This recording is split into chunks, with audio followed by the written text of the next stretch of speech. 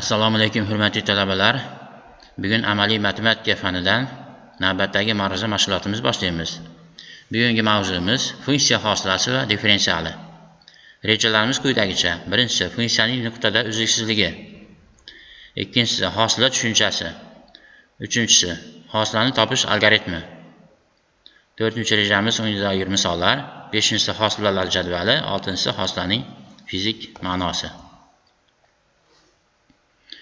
Funksiyaning uzluksizligi tushunchasi bizning bu funksiyaning grafiga silliq hech qayerda uzilmaydigan bo'lishi haqidagi intuitiv tasavvurlarimiz bilan bog'liq.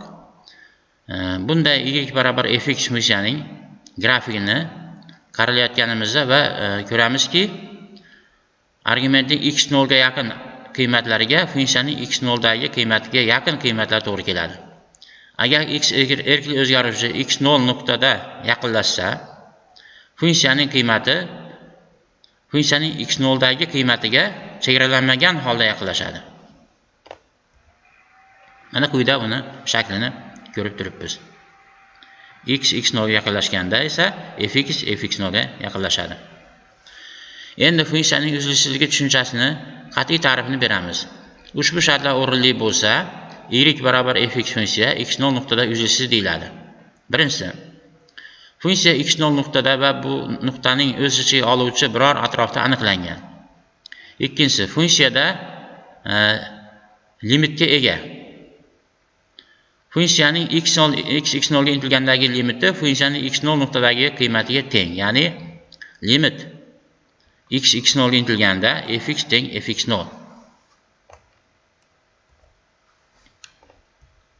Hosila tushunchasi.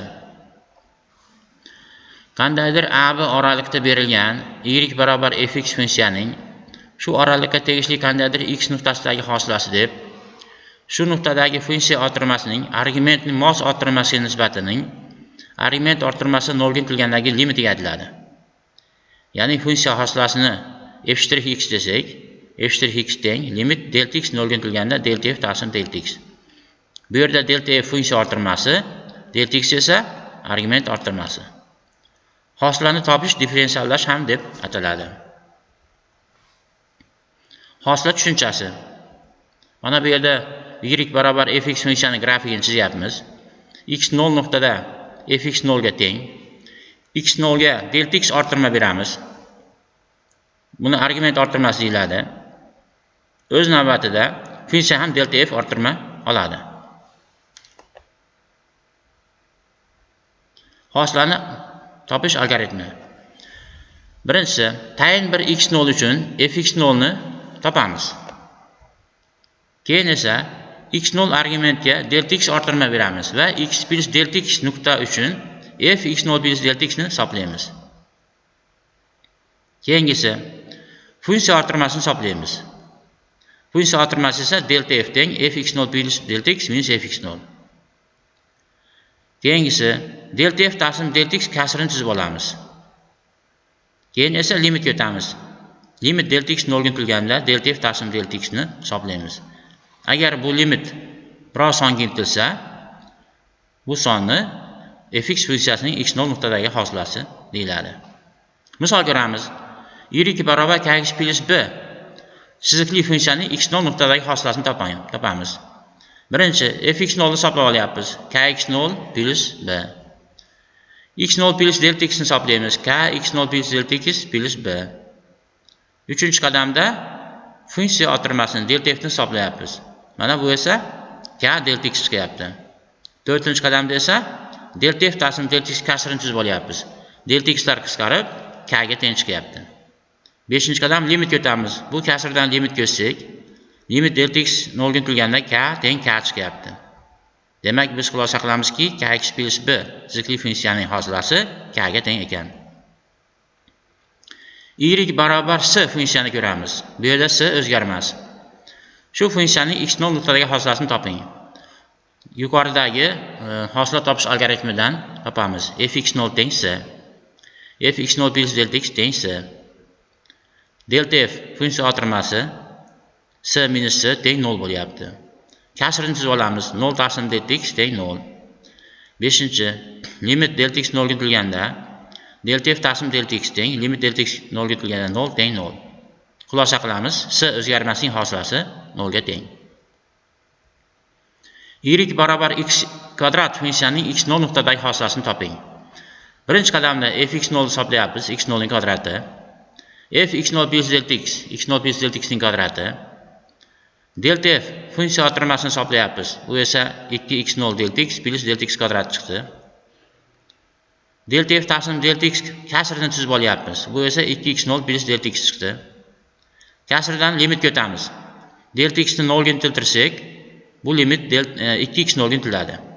Demak, x kvadrat funksiyaning hosilasi 2x ga teng ekan deb xulosa qilamiz. Shunday qilib biz bir nechta funksiyalarning hosilalarini olib, ularni quyidagi jadvalga tushiramiz. Birinchi ustunda fx funksiyani berilishi, ikkinchi ustunda esa f'(x). Xuddi shu funksiyaning hosilalari berilgan. Hosilaning fizik yoki mexanik ma'nosi. Agar moddiy nuqtaning to'g'ri chizikli harakatidagi s yo'l t vaqtning funksiyasi bo'lsa, ya'ni s barobar st bo'lsa, u holda shu moddiy nuqtaning tezligi yo'ldan vaqt bo'yicha olingan hosilaga teng, ya'ni vt tezlik teng s'(t).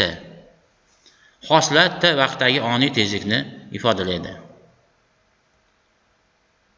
Hosila topish qoidalari. Birinchisi, agar ux va vx funksiyalar x nuqtada hosilaga ega bo'lsa, u holda ularning yig'indisi ham hosilaga ega bo'ladi va quyidagi tenglik bilan aniqlanadi.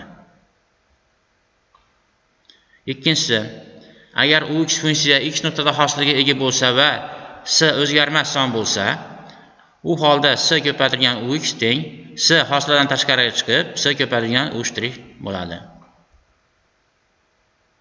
Uchinchisi, agar ux va vx funksiyalar x nuqtada hosilaga ega bo'lib,